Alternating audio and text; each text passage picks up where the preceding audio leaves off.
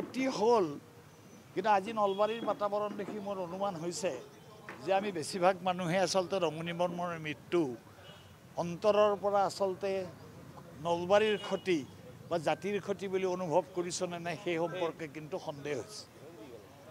মই আহিয়ে আপোনাৰ 1 বজাত নলবাৰীত প্ৰৱেশ কৰিয়ে যিটো পৰিৱেশ দেখিলোঁ সেই পৰিৱেশটো স্বাভাৱিক পৰিৱেশ। এজন মানুহ যে আমাৰ মাজৰ পৰা গুচি গৈছে, যিগৰাকী মানুহে একাধাৰে নলবাৰী কলেজৰ দৰে এখন খ্যাতিমান কলেজৰ অধ্যক্ষৰ পদ শুৱনি কৰিছিল, যিজন মানুহে সদৌ অসম শিক্ষক সন্থাৰ সভাপতি আছিল, যিজন মানুহ ৭৮ত বিধায়ক হৈ গোলাপ বৰবৰা চৰকাৰৰ শিক্ষামন্ত্ৰী হৈছিল, আৰু যিগৰাকী মানুহে গুৱাহাটীৰ এটুকুৰ মাটি ৭০,০০০ টকাত বন্দবস্ত কৰি পিছত জিতেন পাটোৱাৰী তাত বেচিবলগীয়া হৈছিল, যিজন মানুহে মালিগাঁৱৰ ৰেলৱে ইউনিয়নৰ অফিচত নিজে ভাত ৰান্ধি খোৱা দেখিছিলোঁ, সেই ইউনিয়নটোৰ লগত কম বেছি পৰিমাণে ময়ো সভা সমিতিত জড়িত আছিলোঁ।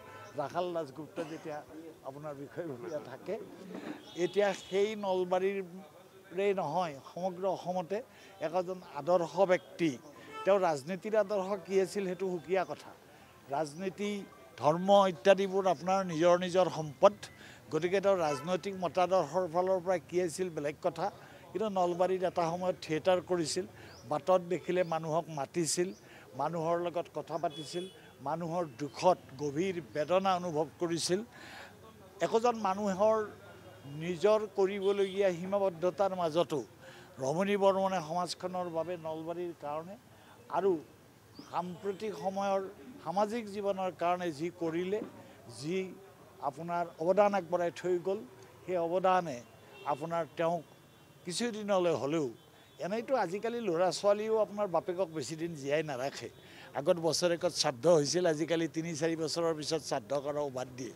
গতিকে ৰমণী বৰ্মনক যে কোনোবাই ভৱিষ্যতৰ প্ৰজন্মই আপোনাৰ শুৱনিব সেই কথা বিশ্বাস নহয়। এইটো সামাজিক বিৱৰ্তন, সমাজৰ পৰিৱৰ্তন। তথাপিতো মই ভাবোঁ যে সাম্প্ৰতিক সময়ৰ অসমত ৰমণী বৰ্মন এক বিৰল ব্যতিক্ৰমী ব্যক্তিত্ব আছিল এইকাৰণে যে যিজন মানুহৰ বিপক্ষে দুৰ্নীতিৰ অভিযোগ নাছিল, যিজনে ৰাজনৈতিক বেপাৰ হিচাপে গ্ৰহণ কৰা নাছিল, যিজন মানুহে শিক্ষকতা কৰিছিল, শিক্ষক হিচাপে কি আছিল বেলেগ কথা, কিন্তু এটা সুনিৰ্দিষ্ট আদৰ্শৰ পিছত মানুহজন দৌৰিছিল।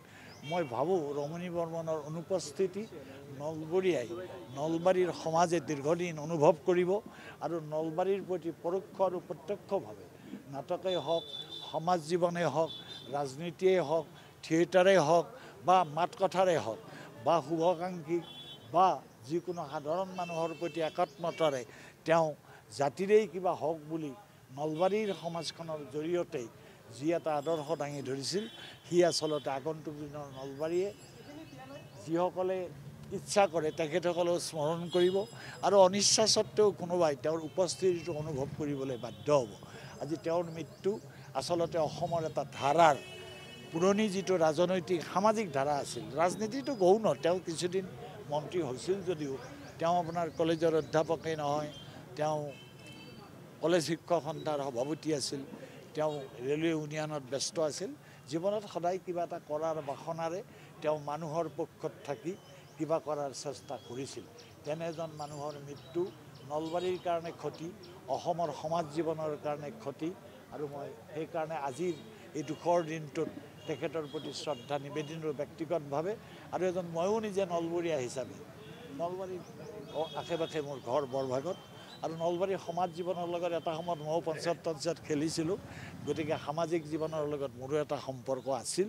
এনেকুৱা পৰিপ্ৰেক্ষিতত ৰমণী বৰ্মনৰ মৃত্যু জাতিৰ ক্ষতি, নলবাৰীৰ ক্ষতি, সমাজৰ ক্ষতি আৰু এক আদৰ্শৰ মৃত্যু বুলি মই বিবেচনা কৰোঁ।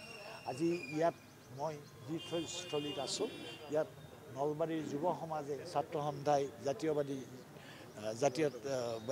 যুৱ ছাত্ৰ পৰিষদে আৰু অন্যান্য সংগঠনে যি শ্ৰদ্ধা নিবেদিছে, তেখেতসকললৈও মই ৰমণী বৰ্মনৰ প্ৰতি শ্ৰদ্ধা নিবেদন কৰাৰ কাৰণে ময়ো নিজে এজন সহযোগী, তেখেতসকলৰ সহযোগী হিচাপে নিজেই আপোনাৰ বেদনা অনুভৱ কৰিছোঁ, দুখ ব্যক্ত কৰিছোঁ আৰু আশা ৰাখিছোঁ তেখেতৰ আত্মাই আপোনাৰ সদ্গতি লাভ কৰিব আৰু আগন্তুক দিনৰ নলবাৰী সমাজক তেখেতৰ কৰি যোৱা কামেৰে কিছু হ'লেও আপোনাৰ অনুপ্ৰাণিত কৰিব।